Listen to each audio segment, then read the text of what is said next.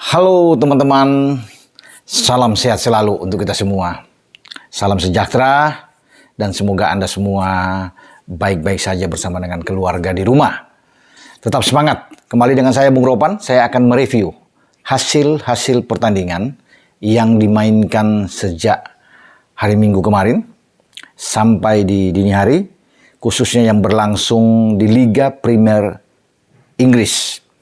Nah, khusus untuk pertandingan Chelsea dan Arsenal saya akan bahas di next video. Termasuk bagaimana Newcastle United yang terus menggeliat, ya, terus merapat. Bukan saja masuk ke posisi 4 besar, tapi sekarang mereka sudah ada di 3 besar. Itu nanti di next, tapi sekarang saya akan fokus untuk bisa membicarakan kekalahan Manchester United ketika mereka bertandang ke Villa Park, markasnya Aston Villa. Tidak main-main, mereka kalah dengan sangat telak. 3-1 dilabrak oleh Aston Villa. Dan ini memang menjadi pukulan bagi Erik ten Hag sebagai arsitek buat Manchester United. Karena sebenarnya kalau bisa dilihat, MU ini punya target ketika mereka datang ke Villa Park harus bisa memenangkan laga. Ketika mereka gagal untuk bisa memenangkan laga, ini yang menjadi pertanyaan. Ya, walaupun sebenarnya di sana mereka tidak memainkan kapten mereka, Bruno Fernandes, yang harus menjalani akumulasi kartu kuning karena sudah 5 kartu kuning yang diterima Bruno, sehingga ia tidak boleh bermain dalam satu pertandingan. Dan ini yang mengubah skema permainan dari Erik ten Hag ketika datang ke markas Villa. Tetap dia bermain dengan skema 4-2-3-1. Tidak ada Maguire di sana. Maguire ada tapi di bangku cadangan. Nah, di belakang Lisandro Martinez bersama dengan Lindelof sebagai 2 bek tengah. Diapit oleh Luke Shaw dan Dalot. Kemudian Casemiro seperti biasa mendapat kesempatan terus bermain sebagai starter. Dampingi oleh Eriksen dan Alejandro Garnacho di depan. Ada Donny van de Beek dan Rashford yang mengisi di sini. Dan CR7 di depan. Itu skema yang ditampilkan di awal menghadapi Villa. Nah, bagi Villa sebagai tuan rumah, mereka sangat termotivasi. Ya, setelah kepergian dipecatnya Steven Gerrard dan diambil alih oleh caretaker, ya ada Aaron John Dunks di sana. Dan mereka pada pekan yang lalu padahal baru dilabrak oleh Newcastle dengan 4-0. Ya, ini membuat mereka shock juga. Namun kedatangan dari Unai Emery, mantan pelatih PSG dan juga sudah pernah di Liga Premier Inggris bersama dengan Arsenal sebelum datang Arteta, dan dia pernah menangani juga Villarreal sebelum sekarang dia keluar dan balik lagi ke Liga Premier Inggris bersama dengan Aston Villa, dan ini debut yang luar biasa. Dia ada di pinggir lapangan dan mengawali laga pertama dia bersama dengan Aston Villa dan menang melawan tim yang ada di atas mereka, karena Aston Villa itu kalau nggak salah itu masuk ke posisi 13 ya untuk saat ini dengan kemenangan atas MU, dan mereka bisa mendapatkan hasil yang sangat positif. Itu yang membuat stadion di Villa Park ini bergemuruh ya. Ketika mereka bahkan sudah unggul dalam waktu yang sangat cepat dengan 2 gol ya. Leon Bailey bisa membuat gol pertama di menit-menit awal, di menit ke-11, kemudian dengan tendangan bebas yang sangat top, sangat bagus dari Lucas Digne dan tidak mampu dicegat oleh David De Gea. Dan sebelum ada gol balasan, tetapi ini juga gol bunuh diri dari Jack Ramsey ketika Shaw coba bisa melakukan tembakan. Dan bukan dari pemain MU bahkan yang mencetak gol. Itu lahir dari gol bunuh diri pemain Aston Villa. Dan Ramsey menembus itu ketika di menit awal babak kedua. Untuk dia mencetak gol dengan tembakan yang sangat keras ke gawang MU yang tidak bisa diantisipasi juga oleh De Gea, dan memang layak bagi Aston Villa untuk bisa memenangkan pertandingan walaupun secara ball position ya pasukan Unai Emery ini kalah dari MU. Tapi ini kan sekali lagi bukan patokan, bukan jadi jaminan bagi MU. Walaupun mereka unggul dalam ball position, MU itu hanya melepaskan 3 on target dari 8 percobaan menembak mereka. Lebih efektif Aston Villa sebenarnya dengan 4 on target mereka dari upaya 6 tembakan mereka dan 3 menghasilkan gol.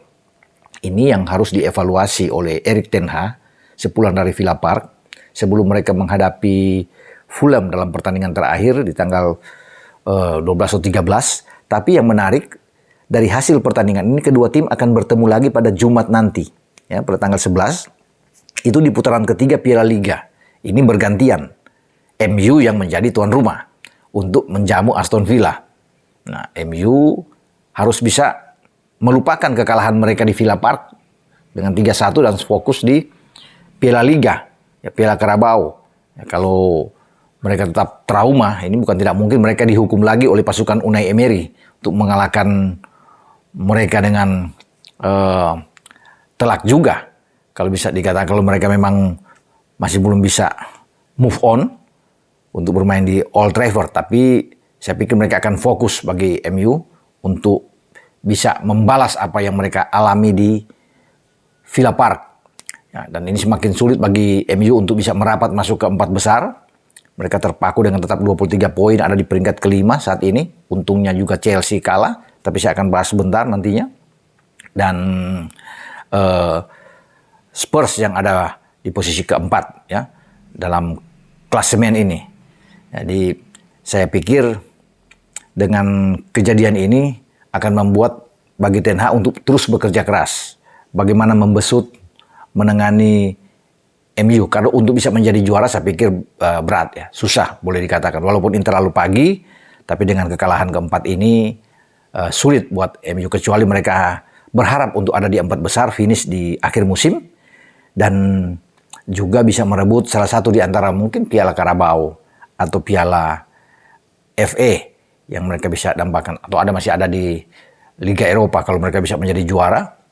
Di Liga Eropa mereka akan tampil di Liga Champions. Dan kita akan tunggu nantinya apa yang harus dilakukan oleh Erik ten Hag setelah mereka kalah di Villa Park ini. Dan saya bergeser ke London. Bagaimana The Reds Liverpool kembali bergairah, ya. Ini yang agak membingungkan memang. Mereka kalah 2 kali berturut-turut dari tim yang ada di bawah sebelumnya, ya. Itu Nottingham Forest dan juga dengan Leeds. Tapi mereka begitu gacor di UCL, ya.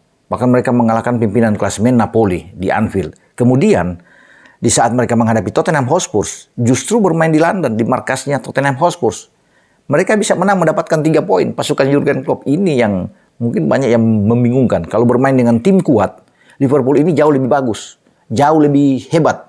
Tapi kalau ketemu dengan tim yang lemah, yang berada di bawah itu bahkan di posisi papan tengah ke bawah, ini mereka sulit untuk berkembang, ya, sesuai dengan harapan dari Klopp tentunya. Namun kemenangan ini dari Spurs ini yang membuat sekarang mereka ada di peringkat ke-8 dengan 19 poin. Semoga bisa menjadi titik awal dari kebangkitan lagi